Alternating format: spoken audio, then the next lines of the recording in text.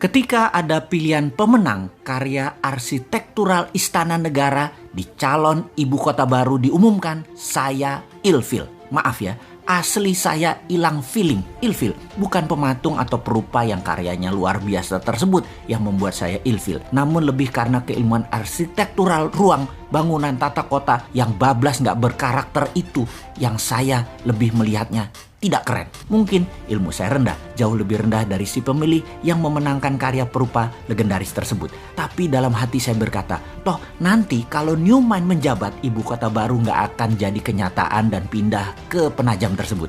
Terlalu mahal, tidak efisien, pemborosan, dan tidak berdampak dalam ekonomi makro dan mikro memindahkan pusat pemerintahan ke daerah baru yang virgin tersebut. Saking perawannya, sampai-sampai nggak ada sejarah napak tilas wilayah tersebut yang pas untuk storytelling ke anak cucu akan rencana ke depan pantas ibu kota pusat pemerintahan itu berada di lokasi Penajam tersebut. Kalaupun ada, perlu jangka yang sangat panjang. Bahkan banyak pengamat pertahanan yang berkomentar bahwa lokasi tersebut tidak memiliki kelayakan untuk dibuat ibu kota negara superpower, menggeser pusat pemerintahan ke arah wilayah yang defenseless atau sulit dijaga karena banyak infrastruktur pertahanan dan keamanan yang belum siap, membuat berbahaya ibu kota berada di lokasi tersebut. Jadi pastinya karya arsitektural tadi nggak akan dilanjutkan oleh Newmind kalau nanti berkuasa. Bener deh, kalau hanya membangun komplek perkantoran mungkin desain tadi masuk, namun membangun ibu kota, masa kayak membangun kota Alam Sutra, Serpong, BSD, Pantai Indah Kapuk,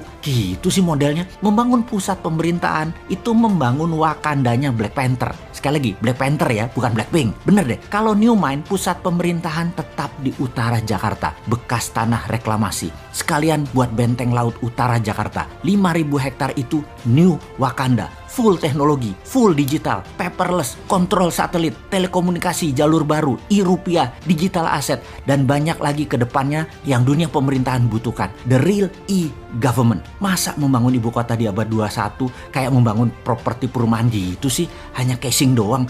Malu-maluin aja nih bernegara kalau begini. Kembali ke lokasi Penajam. Apa yang kita lakukan oleh Newmind? Tetap dibangun dan pasti dibangun oleh Newmind, namun dijadikan seperti kota Seattle. Penajam akan jadi Seattle-nya Indonesia, yaitu pusat perekonomian high-tech. Kalau sahabat ke kota Seattle di Amerika, kota ini benar-benar by design. Pusat teknologi seperti Boeing, Starbucks, dan banyak lagi infrastruktur ekonomi mendukung kota tersebut. Strategi ibu kota ke Penajam jauh dibandingkan dengan strategi membangun kota Seattle. Nggak sedetail Seattle. Jadi nggak usah dilanjutin deh Penajam. Sementara Seattle tuh hanya kota loh, bukan pusat pemerintahan sebuah negara besar. Lalu Newmind bagaimana rencana untuk Penajam tengahnya Indonesia itu? Pertama, membangun pelabuhan laut dan bandara dengan 3 airstrip. Besarnya bandara tersebut adalah untuk 100 juta kapasitas penumpang per tahun. Kemudian swasta besar dunia dikasih fasilitas untuk membangun di sana tanpa pajak selama 25 tahun. Beri tax holiday di sana. Yakin pasti Disneyland akan membangun di sana. Universal Studio akan bangun di sana. Bangun pusat hiburan dan MICE di sana. Pusat kesehatan seperti di Penang, Malaysia dibangun di sana. Pusat kesehatan yang murah, efisien, dan dokter serta semua sarana kesehatan terbaik ada di sana. Semua warga tinggal di sana selama 10 tahun tidak bayar pajak di kota baru Penajam. Bisnis tidak bayar pajak selama 10 tahun. Apapun mulai dari yang kecil-kecil hingga pabrik mobil, pesawat terbang, pabrik kapal laut, dan lain sebagainya, free tax.